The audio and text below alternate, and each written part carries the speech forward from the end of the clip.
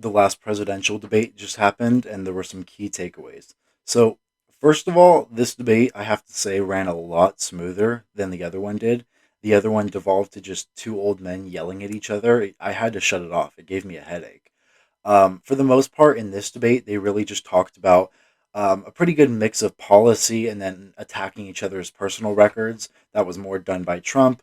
And sometimes they got lost in the weeds of basically competing over whose family is more corrupt.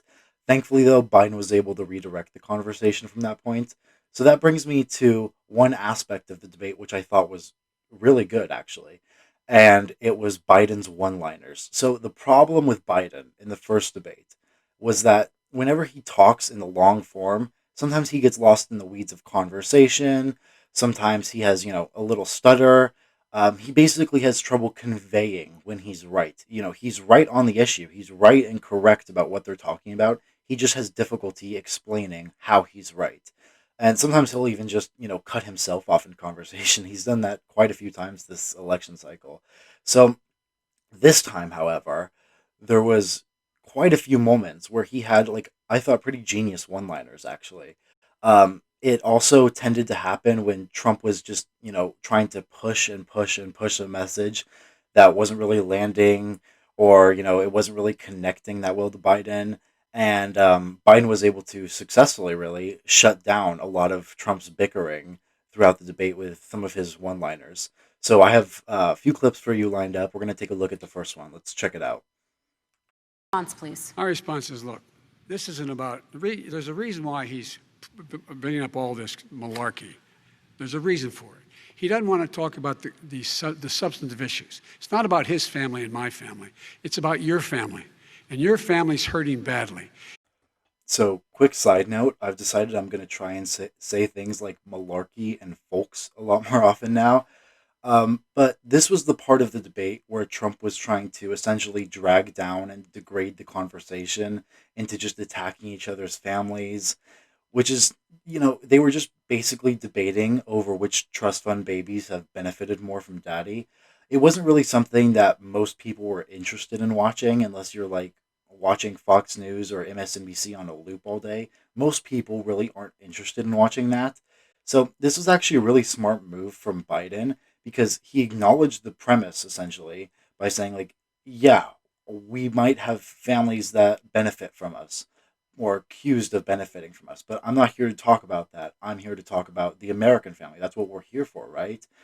um, it was a very, very smart and pretty crafty move by Biden, actually. I'm pretty sure he had that lined up, like on a sheet, but it was still a really good one liner, actually. So the next two clips I'm going to show you are when Biden and Trump were arguing over the bailout bills and getting the bills passed in the Senate. And Biden had probably one of the best like moments of the debate by saying, um, basically it was about blue states and red states, and he was able to completely flip that's something that Trump says often and a narrative that he tries to perpetuate often. He was able to flip it on its head and just turn it back on Trump while portraying himself as kind of a nonpartisan choice for the presidency. Let's watch. But it was really a big bailout for badly run Democrat cities and states. All By right, the I way, want if to. I get elected, I'm running as a proud Democrat, but I'm going to be an American president. I don't see red states and blue states. What I see is American, United States. And I don't look at this in terms of the way he does. Blue states and red states. They're all the United States. The concept of defining an entire state as either a red state or a blue state, like a very binary and black and white type of perspective, is something that has been used often by Republicans and especially Trump lately.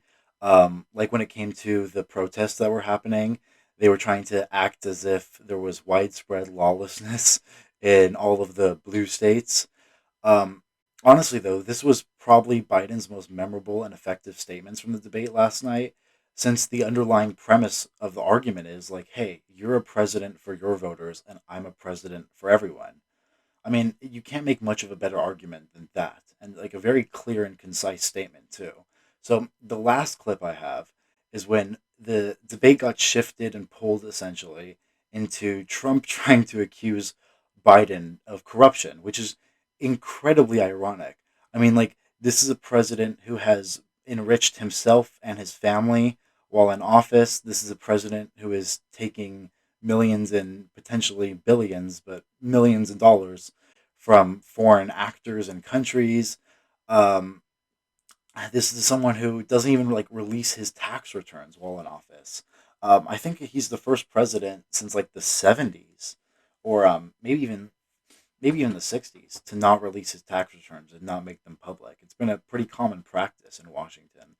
Um, he tried to go Joe and frame it as he's like the Wall Street candidate, which it worked for him in 2016 with Hillary, but that's because there was a years and years long of just attacks run on Hillary Clinton, trying to portray her as a corrupt politician who only benefits Wall Street, and it doesn't really land on Joe because that like no one really sees Joe as that. I mean, like, yes, he does have some problems with Wall Street, and yes, he does have some problems with lobbyists, but like in general, I wouldn't call him like the Wall Street candidate in the same way that Clinton could be deemed the Wall Street candidate.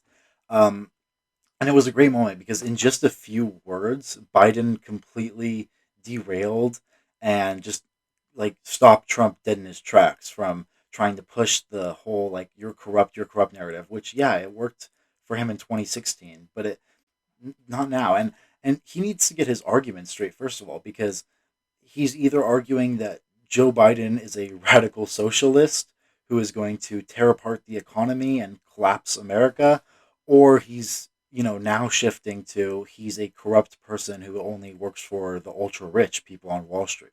I mean, like, he has to pick a lane, but that's really because none of his narratives were landing with Joe the same way they landed with Hillary. So let's check out this clip. It's pretty cool, actually. Was All able to right, do gentlemen, we're But going to don't move tell me on. about Wall Average Street. We're gonna- contribution $43. All right, we're going to move on to our next section, which is now.